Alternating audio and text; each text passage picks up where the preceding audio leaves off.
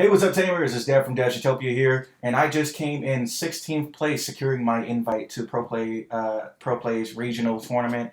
Just got done with their regional qualifier just now. Wanted to make this video. It's very quick. I didn't make it into top eight. Top eight has to go through the whole top cut and everything. They're currently going at it as of right now, as recording this video. But yeah, I only went X and 2, and I was able to come in 16th place. So let's just go really quickly and everything. It's not like there's not a lot to this deck and everything. It's very straightforward. So we're playing, as you probably saw from the title, we're playing Korikakumon Champion Rush Blue Hybrid. We're not actually playing MagnaGarurumon at all in this list. I personally do not like the card, but I'll go into that a lot more when I go into combos and all this other stuff. So with our Digi-Eggs, very simple.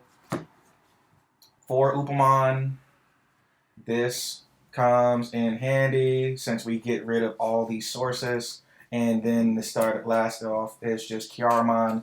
As much as I don't really care for decks that don't have like 5 eggs, just get the extra draw. In this deck, it really matters since you stall your opponent out and control their board until you can actually kill them. So the games will go long, and Kiaramon's a really good card because now if you play a Tommy, in trash sources, you'll be able to draw a card. If you go into Kumon over a hybrid or just digivolving in general, right? You'll be able to draw a card. So it really comes in handy, and this really does come in handy against yellow hybrid if I just really need to start drawing because, again, you don't want to keep swinging into their security willy-nilly and letting their TK and Soras go off every 5 seconds. But that was the eggs, really simple. When it comes to the rookies, I run 3 copies of Pokemon, MVP Searcher outside of the other BT4 Strabimon. Comes in handy. This is the only reason that memory deniers, in my opinion, are even viable in this format. Simply because when you Digivolve a Tamer, you'll gain 2 memory, and they stack on top of each other. So you can potentially just gain 4. You can gain 4 if you have 2 out and all that other stuff. There's a reason that people keep popping this immediately. It's just really dangerous to have on board in multiple stacks. So I usually avoid trying to put multiple on the board. I try not to get too greedy, and I try to just search any other way. And then we play 2 copies of Nemon. Now in this deck specifically, we're playing Champion Rush. Kumamon has 4,000 DP. That's usually the Digimon that dies that can get this Nemon to start activating all of its effects. And basically, a lot of my favorite play to do, especially against Yellow Hybrid that boost up their security and give them 3,000, 6,000, 9,000, right? I prefer to go Kumon over a Davis, and then it dies, and Nemon allow me to play the Davis so I can search for more Digimon. That's my favorite. It's just, again, I had one during one of my rounds. The Black Theorem, the 6-cost purple option card and everything. He only could choose one Digimon. He chose the Nemon over the Beowulf with the Tommy Hemi under it, so I wouldn't be able to get rid of his sources. That's how much of an annoying card this is in this deck. So if you don't care for it, I get it. I would probably put like Sayakamon instead of Madoki if you don't really care for the Nemons, but it's been coming in clutch a lot today for me. And then I play 3 copies of BT7 Strabimon. So like I mentioned before, there's no MagnaGarurumon in this deck. I don't play Koji as well because I don't really need it. I'm not playing Magna. If you're not playing Magna, do you really need Koji? I play it at 3 because it is a searcher. If I'm breaking that much, okay, right? Oh well, I'll just go into this and everything, hopefully fix my hand. And then I play the best searcher in this deck, in my opinion, is Strabimon BT4. Top 3, add a Digimon card with hybrid in its form and or 1 blue tamer. So you can only imagine how many times I was able to hit both, since this deck is basically just hybrid Champion Rush. Really comes in clutch, and because it's top 3 and all that, I don't have to worry about bottom decking some key cards that I need to have in my hand. And then last but not least is BT6 Strabimon Play cost of 4, but it's never going to be played from the hand unless you need to just put them at 3. It has the inheritable that says if this Digimon has hybrid or 10 warriors in its form or type, gain 1 memory for when attacking once per turn. This is coming so clutch when I just need to memory choke somebody or just play an analog youth from hand and etc. etc. And the 3000 DP actually has helped me out and made it survive. So it forced my opponent to swing into it with a hybrid and etc. And that's all the rookies. For the level 4s, all the champions, the reason this deck does so well, I play 2 copies of Kendo Garurumon. Now, the Kendo is only in here because it can get jamming. So you Digivolve over the BT6 Strabimon for 3. You get jamming for a turn because it Digivolves over a hybrid. And then you swing its security with jamming. Now they have to answer this Kendo next turn unless it's an option card. And then, okay, whatever, right? And then, of course, you Digivolve for 3, but it's like you're Digivolving for 2. If there's no memory deniers on board, the Strabimon will go off, allowing you to gain a memory. So, again, it's just really good value.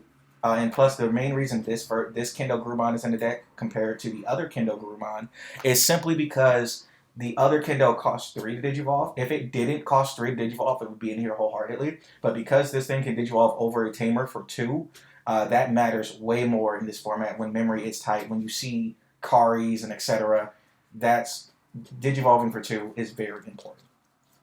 Next, we have Kumamon at 4, BT7 Kumamon, really good. Again, we need to make sure our opponent does not have sources on anything. We do not like inheritable effects in this deck. Kumamon at 4, you just have to in this deck specifically. And it really comes in handy if you're Digivolving over anything that isn't a Tamihimi for the next 4 cards. It is Korikakumon. Again, played at 4. This is the bread and butter. If anything, this is the boss monster of this deck. I'm just being honest. Korikakumon is nuts. He can Digivolve over Tommy and stun one of your opponent's Digimon with no sources. Or, again, like I said, you can go into Kumamon, trash the last source if there's like 1 source under something, and then go into Korikakumon for 1. So, essentially just for 3, right? And just really good card. And it's, again, this is the card that I need in my hand to secure games. There's a reason it's at 4. It's such a good card. There's a reason it's in the thumbnail as the boss monster, you know what I'm saying? And that's all for level 4s. For the level 5s, we play 1 Diapinmon. This really comes in handy against the Ricky Rush specific decks. So like Commandramon, at locals, I went against Commandramon. This was able to draw me like 4 cards because of its Wind Digivolving effect of for each Digimon your opponent has with no Digivolution cards, draw 1. And then it has the opponent's turn while a card with hybrid is in its traits, in this Digimon's traits, in this Digimon's Digivolution cards, excuse me, none of your opponent's level 3 Digimon can attack. So that stops, Pokemon's, the memory deniers, the memory reduction deniers, right?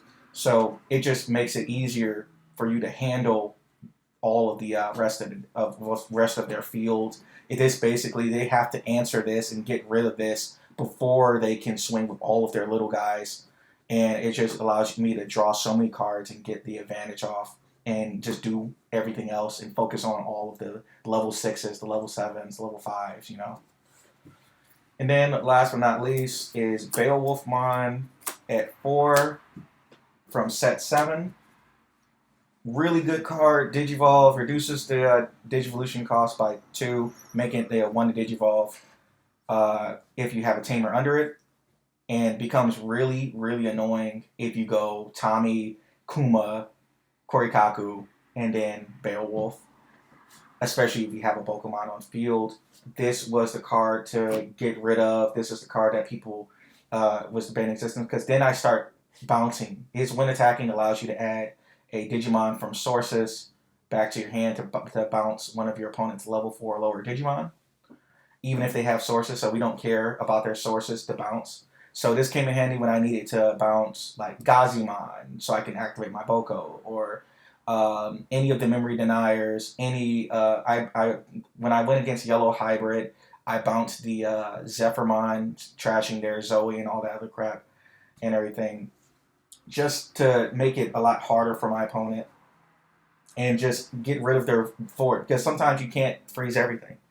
Sometimes Daipenmon's not in hand, so this is at 4 for a reason. I would not put this to 3 just to play 2 Daipenmon. Daipenmon is very situational, depending on the deck that you go against, but I still think it's a good card simply because it can draw you so many cards. You draw for Digivolution, and if there's a lot of Digimon on field, if it's late game, you just need a card, cool. It'll draw it for you, hopefully, right? Now, when it comes to the rest of the deck, we have 3 copies of Susanomon. Now, I'm pretty sure you know there's no level 6s. Again, don't need Magna at all. I don't care for Magna. If it didn't add 5 cards from hand under Koji to activate all those effects, you know, that would have been another story. But this is my kill card. Only Analog Youth and BT7 Strabby can grab it. But I play it at 3 so I can just casually draw it, and that's what happens a lot. I might bottom deck the other 2, or there might be 1 in security, but I'm hoping to at least see 1, and sometimes I don't even have to go into this card, just being completely honest with you. Susanomon comes in really handy against yellow hybrid specifically, or if I just need to make sure I can win the game in just 1 turn, you know. So again, against yellow hybrid, cool. Against every other deck, it depends on how long the game goes, how much they recover. Because again, this is a really big rush deck. You're trying to swing with all of your little guys and then Digivolve over your tamers and try to swing for game. Susanomon is just there for like if you need to get rid of a Dynasmon for the win Digivolving, or if you need to get rid of a like any of the level 6s that kind of have those, you know, those other effects. That's what Susanomon is there for, just in case you just need a kill button. Now when it comes to all of our tamers, we play 2 copies of Analog Youth. Really good card. I mainly use it so I can fill up the trash for Susanomon, so I can put 10 cards at the bottom of the deck. And Analog Youth comes in handy when I'm trying to crash. Like, there's not a lot of times and everything where Beowulf died in security, unless, again, it was against Yellow Hybrid. So every time I wanted to benefit from this... Oh, wait. Well, actually, I'm sorry. One of my matches against specifically Yellow Hybrid, they went into... No, not Yellow Hybrid. Lord Nightmon. It was Lord Nightmon, updated Lord Nightmon. And they went into a slash Angemon and killed my Beowulf, and I stole their turn by tapping both Analog Youths, right? There is, you know, we don't get jamming all the time. Sometimes and everything, I do die with Beowulf. The memory is cool, and if I do have an empty egg slot, you know, that's cool. But it's mainly in here to fill up the trash and add some cards. It's another searcher, and Susanomon can Digivolve over it because it has a rainbow. It can Digivolve it over any color. So if I really don't want to sacrifice my Davis, if I really don't want to sacrifice my Tommy, I can Digivolve over Analog Youth and then not have to worry about it as much. Next, we have 4 copies of Tommy Himi. The reason it's at 4 is mainly because you got to be honest with yourself. Korikakumon can't work without Tommy because you can't freeze anything if it's not, unless you Digivolve over a hybrid or a Tommy. This comes in handy again when I need my Sora and Joes to go off. I remember I went against a Bond of Friendship blue hybrid deck, and he hit it in security, and that was the last thing he wanted because now my Sora Joes were active because I trashed the sources from under one of his Korikakumons. So legitimately, I was able to win because of Tommy Himi's on-play effect. Trashing 3 is amazing, and again, my favorite play is always Nemon. Play the Tommy Himi for free. You know, that immense value. Trash a lot of sources. If you have a Pokemon, it's even better. And then you Digivolve for 2 into Korikakumon. Free something that you just got rid of all the sources for. And since this is hybrid format, there's not a lot of decks that go all the way from Digitama to level 6. Unless you're going against like Jessmon and everything, right? So again, it comes in really handy. And then next we have 3 copies of Sora and Joe. From best dual tamer for this deck. We get rid of sources almost every 5 seconds. And the amount of times that my opponents went out of their way to try to make their Digimon die whenever I wasn't freezing them, to try to digivolve over them into making plays that they probably would not have made just to make sure I wouldn't go to 5 is just incredible. The reason it's not at 4 is because Tamihimi is more important in the deck. This is just, when you have one of this on field, you're set. Because now you're trashing 2 sources consistently if you swing, and then Tamihimi is going to trash almost all the other sources that you have to worry about. Then we played 3 copies of Davis, the best blue tamer in this game, in my opinion, memory tamer specifically. Top 3 has saved my butt so many times, especially when I didn't have a Strabimon. It is possible, right? And the deck that plays so many rookies and all that. I mean, like, you know, again, I don't really try to get too crazy with Davis, though, because he can bottom deck a lot of tamers and stuff. So, again, it's one of those things. It's like, when Davis is in my hand and when set 4 Strabimon is in my hand, I usually just play the Strabimon. It's similar to, like, if you were playing Jessamon and you had the rare Huckmon. You don't want to digivolve over it in the raising area. You'd rather play it so you can benefit from it instead. And then we got, last but not least, we got all the option cards. We got 1 copy of Ice Wall. There's a reason this card got hit to 1. It has saved me multiple games. It has made sure it secured a lot of victories for me today. And again, like I said, I was able to draw into it with Daipenmon for 1 set. So that was cool. And then I played 3 copies of Howling Memory Boost. So, I'm not sure if you know this, but again, I freeze my opponent. This deck is all about stopping your opponent from doing stuff, controlling their field while also being extremely aggressive. Howling Memory Boost comes in so clutch, especially when I need to go into Susanomon. And again, I don't have to worry about memory deniers that much because I have Beowulf. So as soon as I add them back to my opponent's hand, it's just not even really like a hassle to add stuff back to hand with this deck. I'm going to be completely honest with you. If anything, I feel like this format specifically would prefer to have memory reduction deniers. If I saw more Gaussmon, Cutemon, and everything, I probably would have had a lot worse of a time. But because I didn't, you know, hey, I'm in 16th place. I think I played really well. My only 2 losses, I don't blame it on the deck. I blame it on myself. I think I didn't make the right judgment calls and everything. I lost against Green Hybrid Christmas, and the Ancient Troy really hurt because it wasn't a once per turn, of course, because, again, if it doesn't have no blocker, you can suspend it. So it was like one of those things of what are you supposed to do anyway, right? I should have had Tommy on field more against that matchup specifically so I could freeze more stuff since I had limited amount of attacks. And then he had, of course, Security Attack Plus with the Atomic Inferno. So, again, if anything, right, if it burns your security, if it Security Attack Plus more than 1, then the deck has a really bad time, right?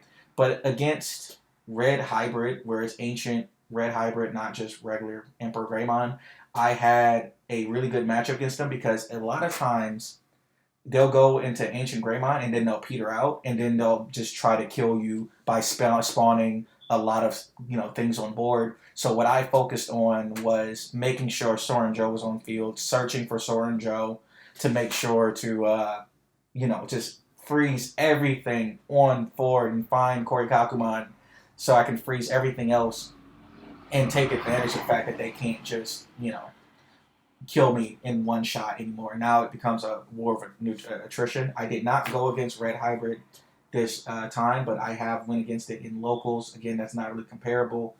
But again, Green Christmas Hybrid, I've never went against it, and I feel like that's the main reason why I lost. We went to game 3, and he was able to tap his Mimis to make it so his Gaussmon could just swing at me for game. So, you know, basically what you're going to do when a tamer just gives a Digimon rush, right? And my second loss was at the later end of the tournament against a yellow hybrid player. Again, I think I misplayed personally. It's against yellow hybrid, you want to build your tamers, you know, right? But you're not rushing as much as against them. You're basically building your tamers first and searching for tamers, searching for other hybrids, using all of all of your little guys sparingly, basically. You're not playing them every single turn. You're not building wide because, again, they can use an option card. So you're not putting like 4 bodies on board. No, you're playing. You're alternating between tamer, rookie, tamer, searcher, tamer, searcher. Okay, my field's too wide. As soon as it got 4 rookies on the field, I started swinging because at a certain point, I just got to attack their security. You can't just do nothing against yellow hybrid. I know it's probably like really frustrating to go against. I think this deck has a really good matchup against it, personally, because I forced them to see their Dynasmons. I forced them to see their how do I say it? I forced them to try to shine my board because if it does get too out of hand, it just spirals out of control. And I don't care about my Digimon dying as much as every other deck does.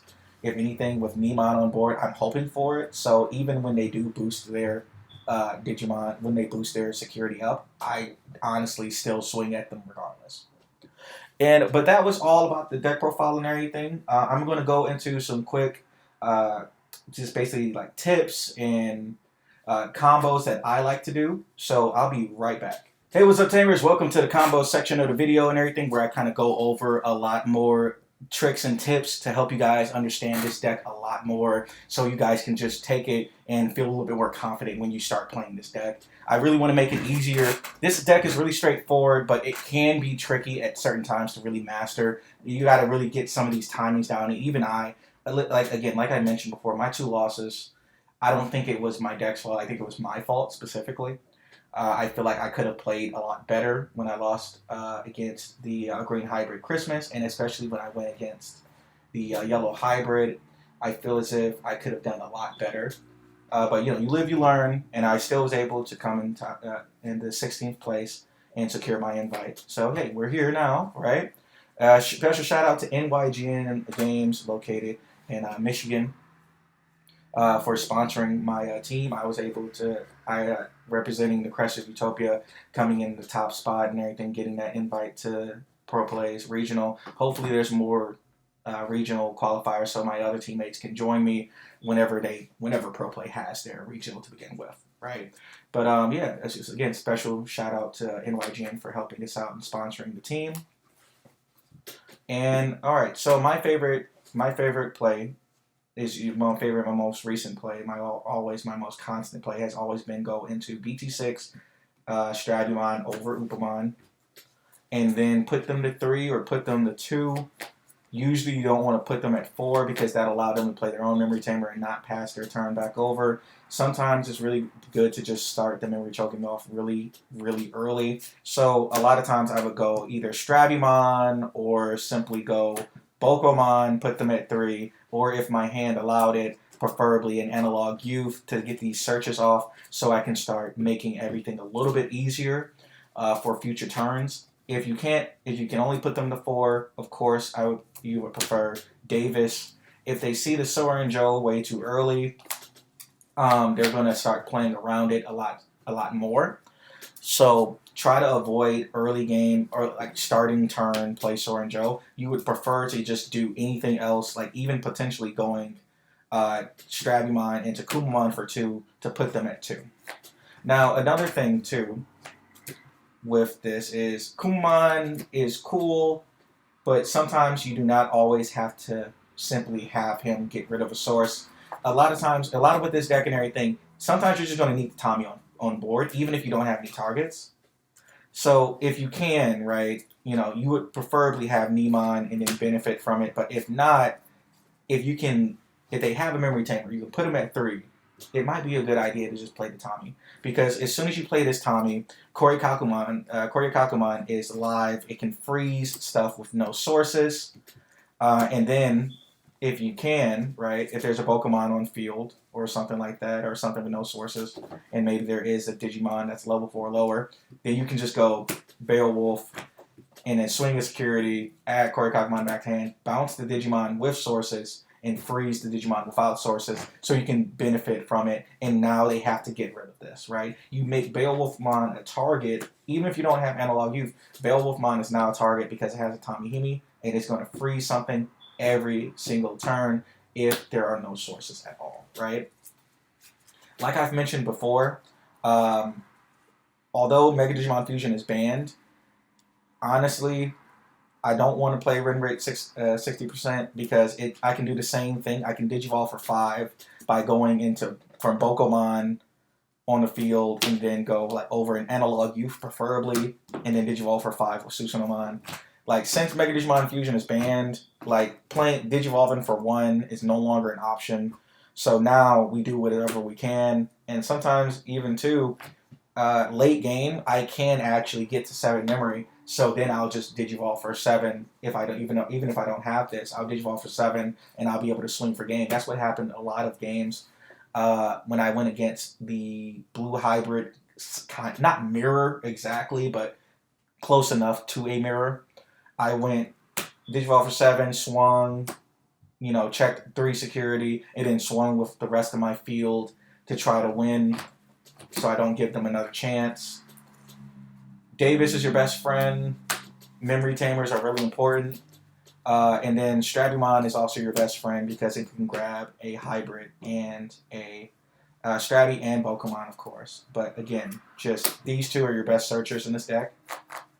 Davis comes in handy when you don't have a Strabimon. That's really it. Another instance of my favorite played with the BT6 Strabimon is when I go into jamming NO Garurumon, and then I swing, I Digivolve for 3, I gain a memory, so it's like I Digivolve for 2, and now I'm not dying, so they gotta answer this. Or simply, if I had to Digivolve down here, and they have like a Sayakamon and all this other stuff, since I'm not going to be able to reduce the Digivolution cost, I'll just add any level 4, really, preferably one that can Digivolve over Strabimon for 2, so preferably Kumamon, right? But if I can't do that, I'll even go Korikakumon, and then when they pass over my turn, if I have a Davis out, I'll go Beowulf, bounce something in the hand, gain a memory, especially if it's a memory denier. So that's really it when it comes to a lot of these combos. Yes, it depends. Sometimes you can't have the BT6 Strabi, so if anything, you would prefer to go the Set 7 Strabi. You really don't want to Digivolve, like unless you just need a rookie in raising area, you really don't want to Digivolve over into a BT4 Strabimon. It's better. It's similar to the Huckmon situation. It's way better if you just play it from your hand, since you can potentially +2, or not really +2, but +1, since you know what I'm saying, right? And yeah, no, like, it's not that difficult of a deck. Again, it is Champion Rush. You're supposed to put these small guys on board, swing with almost all of them. The only time I swing with Pokemon is if I benefit from his effect. So, for example, if in the turn I go, I have Pokemon on field, I'll first Digivolve over a Tamer, so I Digivolve for free, potentially, right? And then I would swing with Pokemon, since, in this format, rookies aren't going to really stay on the field that much. There is a lot of removal. Burning Greymon, right? Metal Kabutery can suspend it and swing into it. If it has a JP, it has Piercing, right? So a lot of times and everything, you got to get into the mindset of Rookie Rush for this deck. But at a certain point in the game, where's your Tamers at, right? Where's your Tamers? Where's your Korikakumon? Now you have to freeze. If you see anything with security attack plus anything, freeze it. You have to. Because there's no blockers in this deck. The only blocker we really have is Diapinmon, and that's for rookies. So at a certain point in time and everything, you just need to get into the mindset of, okay, cool, rookie, tamer, etc. And like I've mentioned before, I don't have to go into Susanomon a lot, but it's good enough and everything, especially when I just need to end the game. But that's about it, guys. I like the deck a lot. As you can tell, I have practiced a lot with it and everything. So, but I'm at the same time and everything, I don't think I'm a master at this yet. I hope to get better before the structure decks come out, because when the structure decks do come out, I'm going to be playing a lot of Imperial Dramon. Just letting you guys know ahead of time. All right, peace.